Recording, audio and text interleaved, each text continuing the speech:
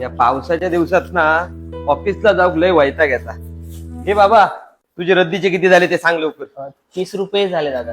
बरं ठीक आहे.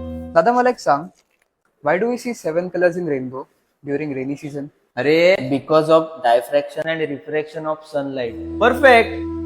बघ किती शिकलायस तू. खायच्या लोकांकडनं रद्दी विकत घेत कशी कशी 12वी पूर्ण केले. बरा, मग आता पुढे काय करूची इच्छा? इच्छा तर सिव्हिल इंजिनिअरिंग करूची आहे, पण फी भरूची ताकद नाही माझ्यात. आज तुझ्याकडे फी भरूची ताकद नाही, पण एक ताकद अशी आहे की तुझं इंजिनिअरिंगचं स्वप्न पूर्ण करू शकता. म्हणजे काय कळालं नाही. चल दाखवते.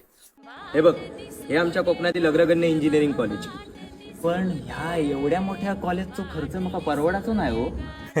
पहिली गोष्ट तरी ती अव्वाच्या सव्वा फी घेतली जात नाही. शिवाय एज्युकेशनल लोन, स्कॉलरशिपची सुविधा आहेच. MITMच्या विद्यार्थ्यांना शिक्षणासाठी लागणारी पुस्तके कॉलेजच्याच ग्रंथालयातून मिळतात.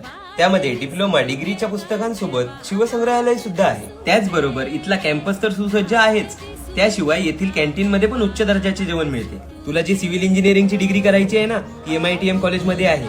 आणि राहायचा प्रश्न आलाच तर कॉलेजकडून हॉस्टेलची सुविधा देखील आहे. येथील शिक्षण तर उच्च दर्जाचे आहेच, पण त्यासोबतच येथील स्टाफ देखील कोऑपरेटिव्ह आहे. काय मग कळाली की नाही MITMच्या इंजिनिअरिंगची ताकद? हो दादा, आता चिंता कशाला इंजिनिअरिंगची, कारण साथ आहे MITMची.